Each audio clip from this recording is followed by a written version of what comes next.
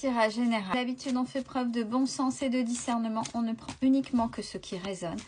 En totalité ou en partie, si ça ne résonne pas, c'est que le tirage n'est pas fait pour vous. Vous switchez. Je vous remets droit. Allez.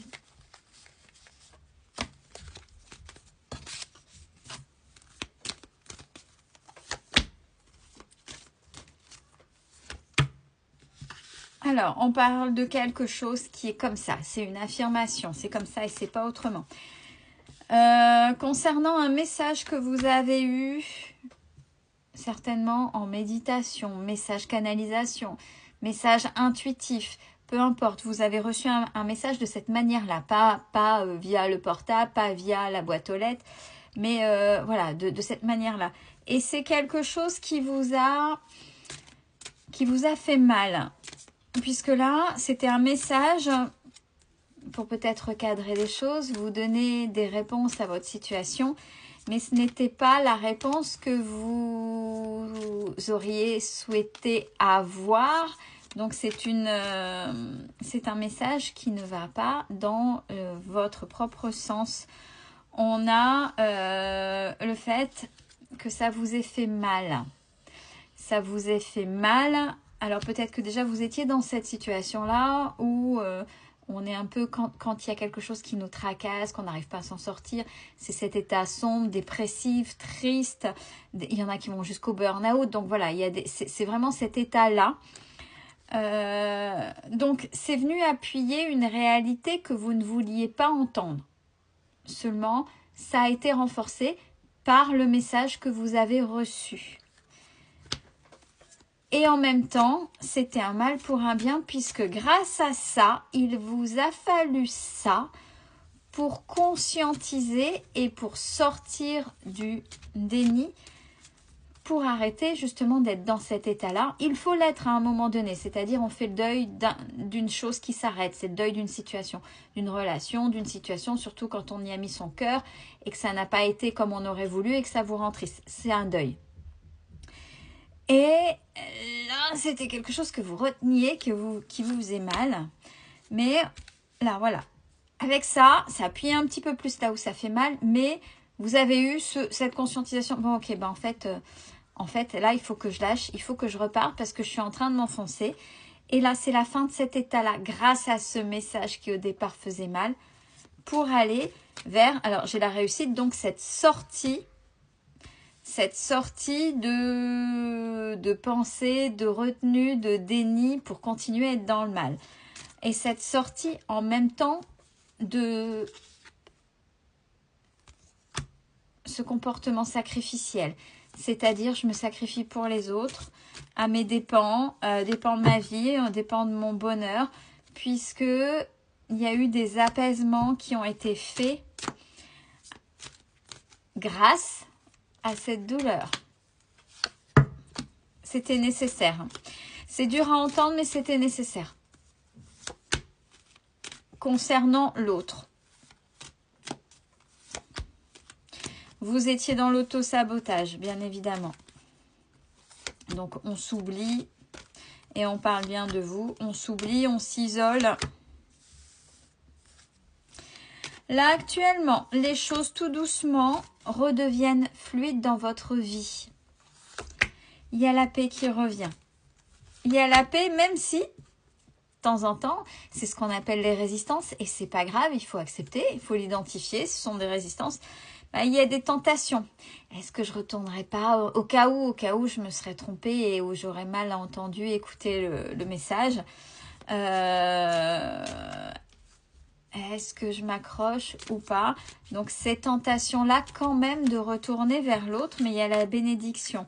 Bon, c'est quelque chose qui est bien ancré en vous, hein, profondément. Il faut déprogrammer. Si vous voyez que ça perdure, essayez, si vous avez la possibilité, d'aller consulter hypnothérapeute, sophrologue, psychologue qui... pas uniquement qui met sur la table, mais qui déprogramme votre inconscient et ses schémas bien ancrés. Ouais, de schémas répétitifs. Parce que là, vous tournez en rond et ça vous mène dans les épreuves. Ça, faut l'entendre. Alors, ils sont sympas, ce type de message. Ce type d'épreuve, on parle d'initiatique. C'est justement pour vous réveiller, pour faire sortir de là. Oui, vous avez manifesté. Mais vous n'avez pas manifesté de la même manière. Là, ça c'est clair. Les prières et manifester l'autre. Alors, si l'autre était un contrat négatif, c'est-à-dire vous faire évoluer dans les épreuves, qu'il n'est plus là et que vous aviez une dépendance, vous manifestiez son retour. Donc, vous manifestiez le retour aux épreuves. Ouais, ben voilà, retour aux épreuves. Donc, c'est à chaque fois, c'est ce qui vous attend. Parce qu'une fois qu'on a conscientisé ça et qu'on a réussi à travailler ça, même si on a des résistances, c'est de moins en moins et on manifeste correctement la nouvelle personne. C'est-à-dire, quand on manifeste qu'on veut la personne, il ne faut pas dire c'est cette personne-là. Parce que cette personne-là en particulier, peut-être que cette personne-là, eh ben, elle va vous mettre dans vos manques, elle va vous mettre dans vos peurs, parce que vous ne voyez qu'un aspect de cette vie-là et vous allez chercher des choses qui ne sont pas OK. Par contre, vous pouvez manifester, bien sûr, en étant OK avec vous-même. Je manifeste une personne qui me correspond, une personne qui me rendra heureuse. Vous voyez, vous restez général et vous laissez à l'univers le fait de manifester vraiment une personne qui sera bien pour vous. Et pas, non mais je veux absolument que ce soit lui ou ce soit elle. Et en manifestant absolument lui ou elle, vous manifestez surtout les mauvais côtés puisque c'est cette personne qui vous a fait souffrir, même si on est dans la réciprocité. Donc, de par vos actions et ses actions, il y a eu des choses qui vous ont fait mal et qui vous ont mis dans ces dualités. Alors, par rapport à ça, ouais, beaucoup de masques, de mensonges, de non-dits, même par rapport à vous, j'ai le déni. Bon, les choses sont en train de rentrer dans l'ordre puisqu'il a fallu, je pense, cette épreuve ultime, là, maintenant, pour vous transformer ou pour vous mettre sur la voie de la transformation.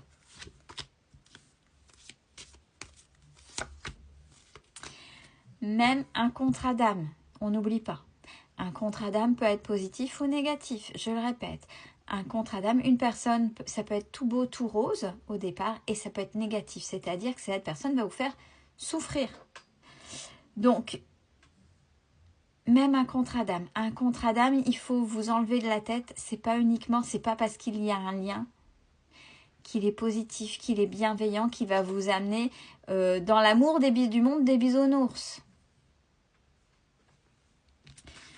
Par contre, en éteignant votre lumière, ce contrat d'âme va vous réveiller pour qu'en conscience, vous osez briller, vous osiez être dans votre propre lumière.